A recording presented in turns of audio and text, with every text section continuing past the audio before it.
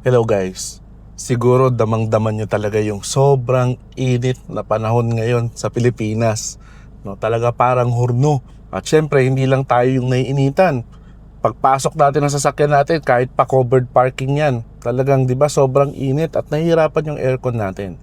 Kaya napakahalagang role ang ginagampanan talaga ng mga tint sa ating sasakyan. Kaya sa video na to, pag-uusapan natin ano-ano ba yung iba't ibang klase ng tint na pwede mong ikabit sa sasakyan mo at ano-ano pinagkaiba nila. At ano yung brand ng tint ang gusto kong i-recommend sa inyo na subok ko na at talagang gagawin talaga nito yung purpose niya bilang tint sa inyong sasakyan. So ano, ready na ba kayo? Tara, let's roll! Car Talks PH, the drive of the mind. Learn as you roll, leave no one behind. Car Talks PH, your partner in the trip. Every story, every ride comes with a legit tip. So sa market natin ngayon guys, merong tatlo na klase ng tint na available. So pag-uusapan natin yan at i-differentiate. So let's talk with number one, yung dyed tint. O, tint na gawa na nilagyan ng dye o kulay. So ito yung pinaka-basic na klase ng tint na madalas nakikita natin sa mga lumang sasakyan o yung mga fini-free na tint mula sa kasa. No, siguro napapansin niyo yung mga 90s car or kahit di man 90s car, yung basta medyo luma ng sasakyan tapos nagiging violet na o purple na yung mga bintana nila. Ganon yung dyed tint. Kapag sinabing dyed tint, ibig sabihin, tint siya na film na nilagyan lang ng dye para magka-kulay siya, para maging dark or maging lighter, depende sa preference nung user or nung driver sa tint na to. So anong pros nito? Advantages nito, mura, at saka kung gusto mo ng privacy, talagang super private ka. Lalo na kapag ka sobrang dark nung dyed tint na pinalagay mo, talagang halos di ka makita sa loob niyan. Kaya okay na okay siya as beginner at kaya mapapansin nyo, nililibre siya sa mga kasa. So syempre may cons yan or disadvantage at maraming disadvantages ang dyed tint. Unang-una, zero heat rejection yan. Ang napoprovide lang talaga niyan, shade lang sa inyo. So when it comes to infrared or UV rays rejection, talagang tatama pa rin yan. Kaya pansin nyo, kapag naka-dyed tint kayo at nabilad kayo sa araw yung sasakyan ninyo, talagang mainit na mainit pa rin. Pangalawa, yung adhesive niya madaling matanggal. Kaya in the long run, halimbawa mga 3 to 5 years, napapansin nyo nagbabubbles na yan or nababakbak na siya kasi yung mga dyed tint, ganun, madaling matanggal yung kanyang adhesive. At syempre, kapag tinatamaan niya ng UV rays araw-araw, yung nagiging dahilan kaya siya nadi-discolorate. Parang nagiging violet siya in the long run, no? Kasi nga, yung UV rays tinatamaan na apektuhan siya. So sa madaling salita, yung mga dyed tint guys, ano lang to, kung talagang very tight budget ka at gusto mo lang ng privacy, no? Pero hindi siya pang matagalan at saka hindi siya talaga very good option. Next ay yung metallic tint na tinatawag nila or also known as magic tint. No, medyo level up to compared sa dyed tint kasi yung mga metallic tint guys, ang ginagawa nito, meron tong mga metallic particles na nagre-reflect, binabounce niya palabas yung sinag ng araw.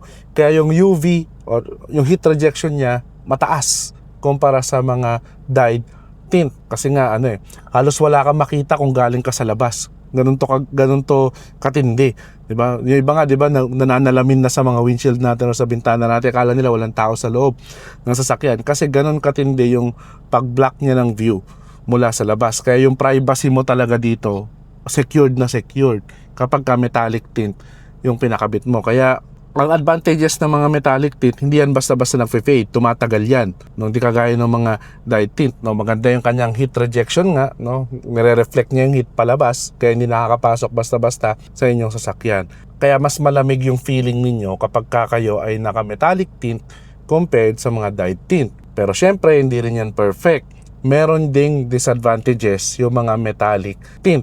Unang-una, dahil nga may metal particles yung metallic tint, number one na ginagawa niyan, signal blocker yan. Kaya papansin nyo, kapag ka naka-metallic tint kayo, medyo mahina yung signal ng phone nyo, medyo mahina yung data sa loob ng sasakyan ninyo. At kapag ka kayo ay may RFID, tas nauna yung tint, nasa loob yung RFID nyo sa windshield, madalas mahirap siyang basahin ng mga toll booth. Kasi nga, may metal siya. So nire-reject niya yung mga signals na yon. Kaya kapag ka ikaw ay naka-EV, maraming electronics sa loob ng sasakyan mo, medyo negative yung metallic tint para sa'yo, medyo hassle yan, ano. So mahirapan ka kapag ka ganun. So yun yung pinaka main disadvantages niya para sa akin. So ano yung pangatlo na klase ng tint? So sinolve ng klase ng tint na to yung mga disadvantages ng dyed tint at saka ng metallic tint. Ito yung tinatawag nating ceramic tint. No, yung mga ceramic tint, gumagamit ito ng tinatawag nating nano-ceramic particles. Mga microscopic particles yan, hindi nakikita ng mata natin, pero nag-a-act yan as shield. Kaya inaalaw niya, pumasok yung maraming light, pero at the same time, binablock niya yung mga UV rays, yung init. Kaya mapapansin nyo, kapag kayo ay naka-ceramic tint, no, kahit yung pinaka-lightest na shade yung ilagay ninyo sa inyong sasakyan, pataas pa rin yung heat rejection niya. Kaya hindi kayo nahihirapan sa gabi kung light lang ilalagay ninyo.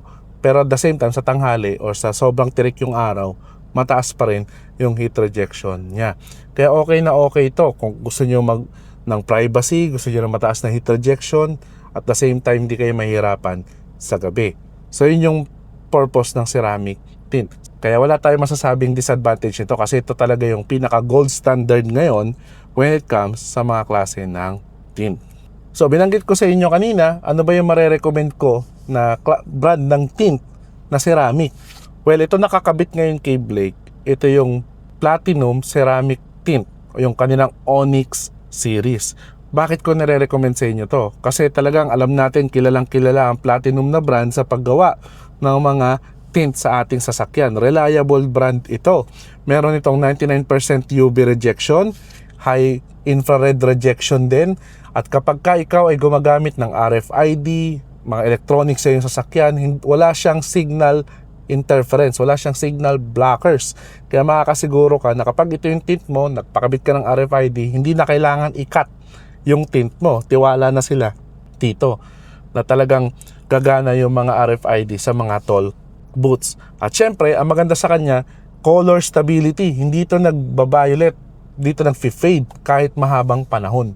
No, yun yung ginagaranti sa atin ng Platinum. Kaya napansin nyo, no, kahit tirik yung araw, kahit light lang tong shade ni Blake, ito yung shade natin sa harapan at saka sa mga windows natin sa gilid, ano lang to, light shade to sa kanila pero medium yung term, no? Kasi meron siyang tatlong shade, medium, dark at super dark. So itong medium, kahit tanghaling tapat, nami-minimize yung heat na pumapasok kay Blake. Kaya natulungan nito yung sasakyan ko na mapalamig yung aircon kahit tanghaling tapat. Sa likod naman, nilagay natin super dark. Pansin nyo, mamaya ipapakita ko sa inyo. Kahit super dark siya, kitang-kita nyo pa rin siya sa morning at sa gabi. Kaya yun yung nagustuhan ko sa Platinum Ceramic Tint. Hindi mo kailangan mag-dark ng shade para makuha mo yung heat rejection na gusto mo. Kaya kapag ka medyo mahina yung mata mo, malabo yung mata mo, hirap ka sa gabi, okay lang mag-light shade ka. Para safe ka pa rin, pero at the same time, mataas yung heat rejection ng tint mo. Kaya talaga, tiwalang-tiwala ako sa Platinum na brand ng tint kasi marami talaga tong benefits, no? Pero syempre, kahit gaano kaganda yung tint, kung sablay naman yung magkakabit o yung installer, baliwala din siya. So, sino ba yung recommended ko na installer para sa inyong mga Platinum tint kung nag-isip kayo na mag-avail nito? Well, highly recommended ko ang AMB Tire Supply sa Banawe. Lalagay ko na lang yung link sa description o kaya naman yung kanilang Facebook page or mapa dito sa screen para makontak nyo sila or mapuntahan nyo sila kung kayo ay nasa around Metro Manila area. Highly recommended ko sila kasi very accommodating yung staff at yung location nila very capable sa paglalagay ng tint. Kaya ang ganda ng kinalabasan, ang ganda ng output ng tint natin dahil sa location nila. Pero at the same time, very skilled yung mga authorized installer nila ng Platinum tints. Kasi sila rin ay official distributor. Kaya makakaasa kayo na original yung mga tint ng Platinum na ilalagay nila sa inyong sasakyan. At ganoon din, yun nga, yung mga magkakabit nila ng tint, very mabusisi.